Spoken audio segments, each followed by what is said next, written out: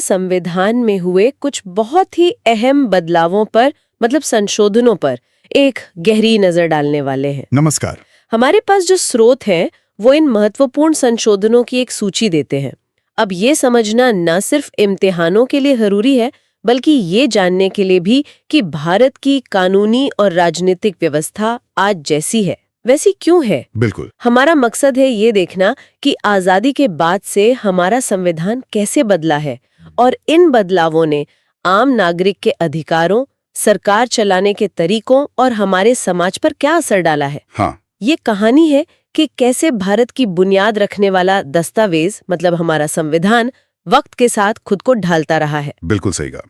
देखिए, संविधान को एक पत्थर की लकीर नहीं होता है ना। हाँ। ये तो एक जीता जागता दस्तावेज है। हाँ। और ये संशोधन दिखाते हैं कि कैसे भारत ने बदलती हुई सामाजिक जरूरतों, राजनीतिक हवाओं और अदालती व्याख्याओं का सामना किया है। 1950 में जब संविधान लागू हुआ तब से लेकर आज तक 100 से ज्यादा संशोधन हो चुके हैं। 100 से ज्यादा? हाँ। तो आज हम उनमें से कुछ सबसे प्रभावशाली मतलब जिन्होंने दिशा बदली उन संशोधनों पर ध्यान देंगे। ठीक है, तो चलिए शुरू करते हैं एकदम। बिल्कुल। शुरुआत से। पहला संशोधन 1951 मतलब संविधान लागू होने के बस 1 साल बाद ही। हाँ, ये बात वाकई दिलचस्प है। इसमें ऐसा क्या खास था कि इतनी जल्दी बदलाव की जरूरत पड़ गई? देखिए, पहले संशोधन ने कई बड़े काम किए। एक तरफ तो इसने जैसे भाषण और अभिव्यक्ति की आजादी पर कुछ उचित प्रतिबंध लगाने के आधार जोड़ दिया। अच्छा। जैसे सार्वजनिक व्यवस्था का हवाला देकर या विदेशी राज्यों से मैत्रीपूर्ण संबंध बिगड़ने का डर हो तो या अपराध के लिए उकसाने पर। और इन प्रतिबंधों को उचित कहा गया, मतलब अदालतें इनकी जांच कर सकती थीं। ठीक है। दूसरी तरफ, और शायद जो सबसे ज्यादा बहस का मुद्दा बना, वो था भूमि सुधार कानूनों को बचाने के लिए 9वीं अनुसूची का बनाया जाना। 9वीं अनुसूची? ये क्या थी? ये एक ऐसी लिस्ट थी, कह सकते हैं, जिसमें डाले गए कानूनों को मौलिक अधिकारों के उल्लंघन के आधार पर अदालत में चुनौती देना बहुत मुश्किल हो गया था। ओह, अच्छा।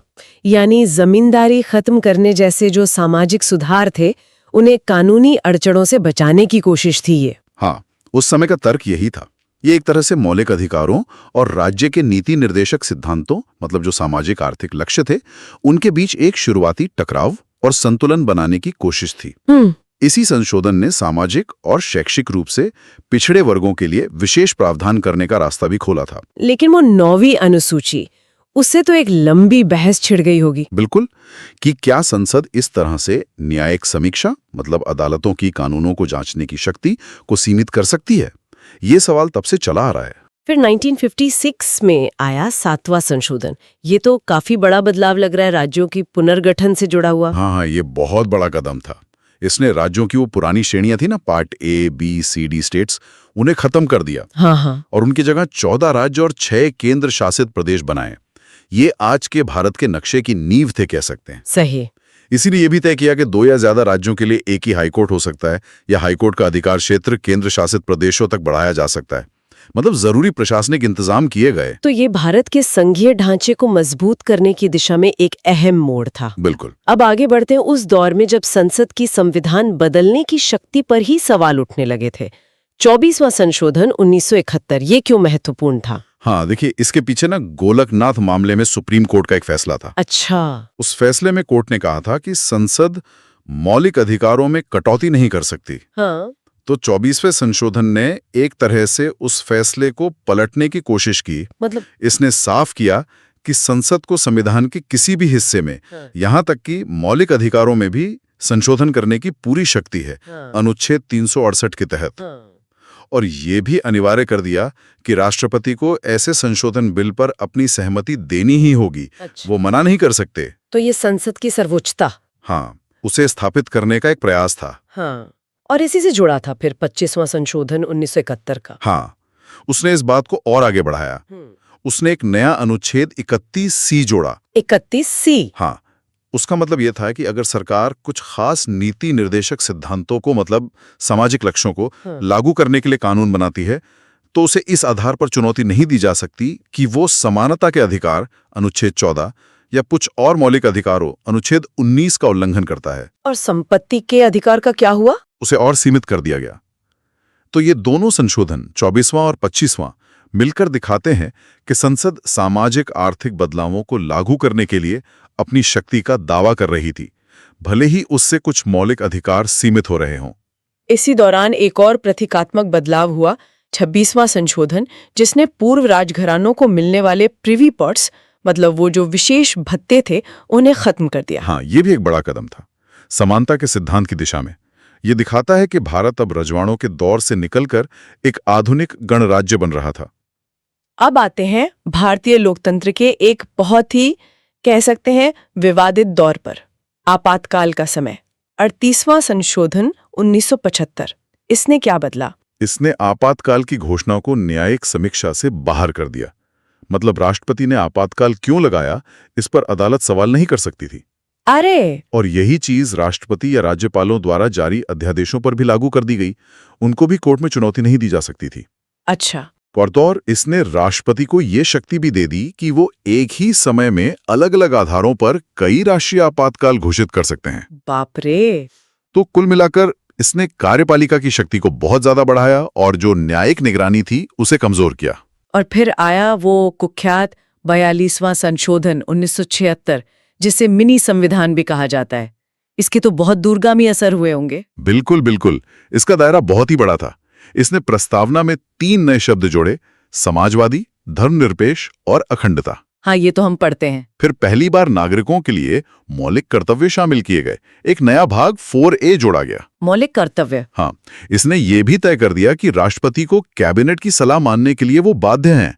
मतलब जो कैबिनेट कहेगी वही करना होगा। अच्छा। प्रशासनिक न्यायाधिकरणों, मतलब एडमिनिस्ट्रेटिव ट्रिब्यूनल्स की व्यवस्था शुरू की गई। एक नया भाग 14A जोड़ा गया। और भी बहुत कुछ था इसमें, जैसे लोकसभा और विधानसभाओं का कार्यकाल 5 साल से बढ़ाकर 6 साल कर दिया गया था। हाँ, वो भी था। और संवैधानिक संशोधनों को न्यायिक जांच से बाहर रखने की कोशिश की गई। मतलब कोर्ट उन्हें जांच नहीं सकती। हाँ, ये कोशिश थी। और ये भी कहा गया कि अगर नीति निर्देशक सिद्धांतों को लागू करने के लिए कोई कानून बनता है तो उसे कुछ मौलिक अधिकारों के उल्लंघन के आधार पर रद्द नहीं किया जा सकता। और वो विषयों का ट्रांसफर भी हुआ था। हाँ, वो भी बहुत महत्वपूर्ण था। 5 विषय जैसे शिक्षा, वन, वन्य जीवों का संरक्षण, वजन और माप और न्याय प्रशासन, इन्हें राज्य सूची से निकालकर समवर्ती सूची में डाल दिया गया। इसका मतलब क्या हुआ? इसका मतलब ये हुआ कि इन विषयों पर अब केंद्र सरकार भी कानून बना सकती थी। पहले सिर्फ राज्य बना सकते थे। तो केंद्र की शक्ति बढ़ी। संक्षेप में कहें तो 42nd अमेंडमेंट ने शक्ति संतुलन को कार्यपालिका और केंद्र सरकार की तरफ बहुत ज्यादा झुका दिया था। हाँ, लग तो रहा है। इसने संसद की सर्वोच्चता स्थापित करने और न्यायपालिका के दायरे को सीमित करने का एक बहुत बड़ा व्यापक प्रयास किया। ये आपातकाल की पृष्ठभूमि में सत्ता के केंद्रीकरण को साफ दिखाता है। लेकिन फिर जल्द ही इसे सुधारने की कोशिश भी हुई 44वें संशोधन 1978 के जरिए। हाँ, बिल्कुल। आपातकाल हटने के बाद जो नई सरकार आई उसने 44वें संशोधन के जरिए 42वें संशोधन के कई विवादास्पद प्रावधानों को पलट दिया। अच्छा, क्या क्या हुआ उसमें? एक तो सुप्रीम कोर्ट और हाई कोर्ट की जो कुछ शक्तियां कम कर दी गई थी उन्हें बहाल किया गया। ठीक है। फिर राष्ट्रीय आपातकाल घोषित करने के लिए जो आधार था, आंतरिक अशांति, वो बड़ा अस्पष्ट सा शब्द था। हाँ, उसे हटाकर सशस्त्र विद्रोह कर दिया गया। ये ज्यादा ठोस आधार है। सही बात है। और ये भी तय किया गया कि राष्ट्रपति आपातकाल की घोषणा तभी कर सकते हैं जब कैबिनेट उन्हें लिखित में सलाह दे, सिर्फ प्रधानमंत्री के कहने पर नहीं। ये बड़ा बदलाव था। हाँ, और एक बहुत बड़ा बदलाव और हुआ। संपत्ति के अधिकार को मौलिक अधिकारों की सूची से हटा दिया गया। हाँ, ये तो बहुत सुना है। उसे मौलिक अधिकार से हटाकर सिर्फ एक कानूनी अधिकार बना दिया गया। बिल्कुल। इसका मतलब ये था कि अब सरकार विकास या दूसरे सार्वजनिक उद्देश्यों के लिए जमीन अधिग्रहण कर सकती थी और उसे मौलिक अधिकार के उल्लंघन के आधार पर आसानी से चुनौती नहीं दी जा सकती थी। साथ ही 44वें संशोधन ने यह भी पक्का किया कि आपातकाल के दौरान भी जीने का अधिकार और व्यक्तिगत स्वतंत्रता, अनुच्छेद 21, और अपराधों के लिए दोष सिद्धि के संबंध में संरक्षण, अनुच्छेद 20, निलंबित नहीं किए जा सकते। ये बहुत जरूरी है। हाँ, और वो जो कार्यकाल 6 साल किया था लोकसभा और विधानसभाओं का, उसे भी वापस 5 साल कर दिया गया। अच्छा, वो भी ठीक हुआ। तो कह सकते हैं कि यह संशोधन संतुलन बहाल करने और व्यक्तिगत स्वतंत्रता की रक्षा करने का एक बहुत महत्वपूर्ण प्रयास था। ठीक है, अब बात करते हैं लोकतंत्र को और समावेशी और शायद स्थिर बनाने वाले कुछ संशोधनों की। 52वां संशोधन 1985, दल बदल विरोधी कानून, ये क्यों लाया गया था? देखिए, वो एक ऐसा दौर था जब आया राम गया राम की राजनीति बहुत चल रही थी। मतलब विधायक और सांसद अपनी पार्टी बदलकर सरकारें गिरा देते थे या बनवा देते थे। हाँ, सुना इसके बारे में। तो इससे राजनीतिक अस्थिरता बहुत बढ़ गई थी। इसी को रोकने के लिए ये संशोधन लाया गया। इसने संविधान में 10वीं अनुसूची जोड़ी। 10वीं अनुसूची? हाँ, इसमें दल बदल करने वाले सदस्यों को अयोग्य ठहराने के नियम बनाए गए। हालांकि ये कितना प्रभावी रहा है, इस पर आज भी बहस होती है। हाँ, वो तो है। पर ये राजनीतिक नैतिकता को कानूनी जामा पहनाने की एक कोशिश जरूर थी। और फिर एक बड़ा कदम जिसने लोकतंत्र का आधार ही बढ़ा दिया, 61वां संशोधन 1989। हाँ, ये बहुत महत्वपूर्ण था।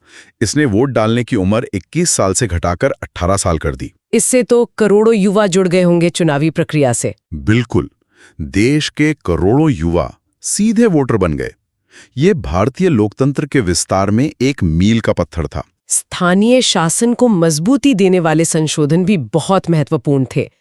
73वां और 74वां संशोधन 1992 वाले। हाँ, ये तो ऐतिहासिक थे। 73वें संशोधन ने पंचायती राज संस्थाओं को, मतलब गांव में जो स्थानीय सरकार होती है, उसे संवैधानिक दर्जा दिया। और 74वें ने नगर पालिकाओं को, यानी शहरों की स्थानीय सरकार को, संवैधानिक दर्जा दिया। इससे क्या फर्क पड़ा? इससे एक तो त्रिस्तरीय शासन का मॉडल पक्का हुआ, केंद्र, राज्य और स्थानीय। दूसरा, इनमें महिलाओं और SC/ST समुदायों के लिए सीटें आरक्षित की गई। अच्छा। और सबसे बड़ी बात, सत्ता का विकेंद्रीकरण हुआ। मतलब शासन को आम आदमी के और करीब लाया गया। ये जमीनी स्तर पर लोकतंत्र को मजबूत करने का एक बहुत बड़ा संवैधानिक प्रयास था। शिक्षा के अधिकार की बात करें तो 86वां संशोधन 2002 एक बड़ा बदलाव था। बहुत ही बड़ा। इसने 6 से 14 साल के बच्चों के लिए मुफ्त और अनिवार्य शिक्षा को मौलिक अधिकार बना दिया। अनुच्छेद 21A जोड़ा गया इसके लिए। पहले मौलिक अधिकार नहीं था? नहीं, पहले ये सिर्फ एक नीति निर्देशक सिद्धांत था। मतलब सरकार का एक लक्ष्य था, पर कोई कानूनी हक नहीं था। अब ये एक कानूनी हक बन गया। तो अब राज्य की जिम्मेदारी है ये सुनिश्चित करना। हाँ, बिल्कुल। हर बच्चे के लिए शिक्षा सुनिश्चित करने की जिम्मेदारी अब राज्य पर आ गई। ये बाल अधिकारों और शिक्षा के लिए एक ऐतिहासिक बदलाव था। आरक्षण से जुड़े भी कई संशोधन हुए हैं।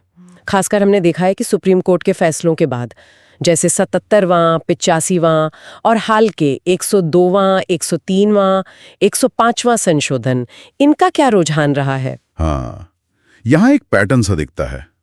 कई बार ऐसा हुआ है कि सुप्रीम कोर्ट ने आरक्षण पर कोई फैसला दिया, जैसे आरक्षण की सीमा पर या प्रोन्नति में आरक्षण पर, और फिर संसद ने उसके जवाब में संविधान में संशोधन किया। अच्छा। जैसे 77वें और 85वें संशोधन SC/ST कर्मचारियों के लिए प्रोन्नति में आरक्षण और उससे जुड़ी वरिष्ठता, मतलब कॉन्सिक्वेंशियल सीनियरिटी को सुनिश्चित करने के लिए लाए गए थे, क्योंकि कोर्ट के कुछ फैसलों से इस पर सवाल उठ गए थे।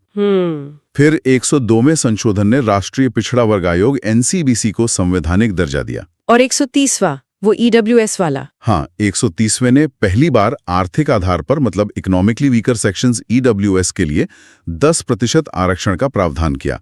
ये मौजूदा आरक्षण से अलग था। ठीक है। और 105वां? 105वें संशोधन ने राज्यों और केंद्र शासित प्रदेशों की सामाजिक और शैक्षिक रूप से पिछड़े वर्गों SEBCs की अपनी सूची पहचानने और बनाने की शक्ति को फिर से स्पष्ट किया।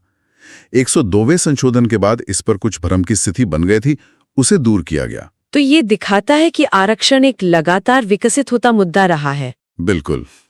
और इस पर विधायिका और न्यायपालिका के बीच लगातार एक संवाद या कभी-कभी टकराव भी चलता रहता है। हमारा काम यहाँ इन विधायी बदलावों को वैसे ही रिपोर्ट करना है जैसा कि स्रोत हमें बताते हैं, बिना किसी पक्ष के। सही है। हाल के वर्षों में और कौन से बड़े संशोधन हुए हैं? न्यायपालिका की नियुक्तियों को लेके 99वां संशोधन काफी चर्चा में रहा था। हाँ, 99वां संशोधन 2014 का।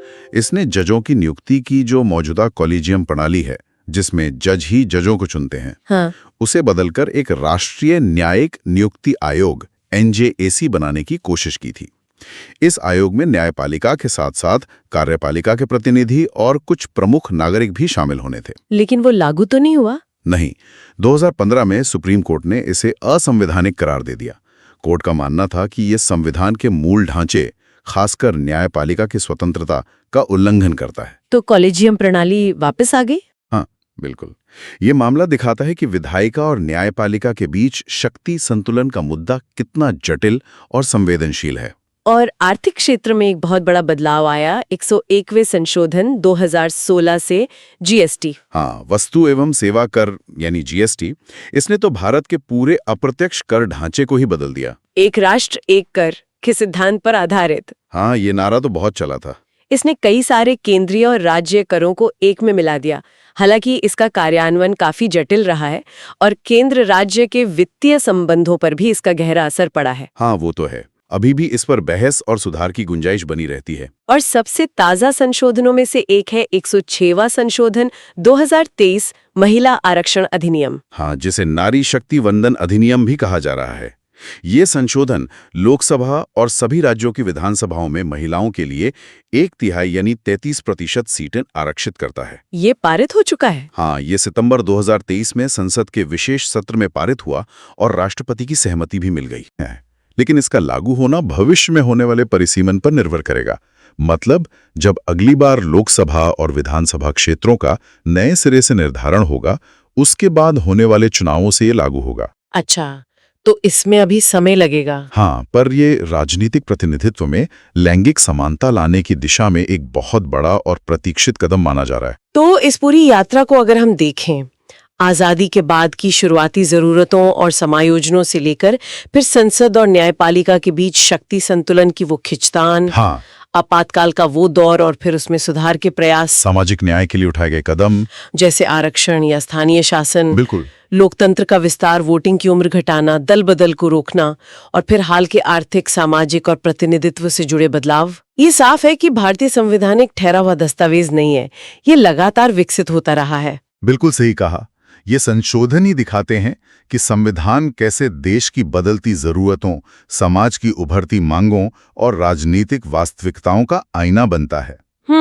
ये एक निरंतर चलने वाला संवाद है, विधायिका, कार्यपालिका, न्यायपालिका और सबसे बढ़कर भारत के लोगों के बीच।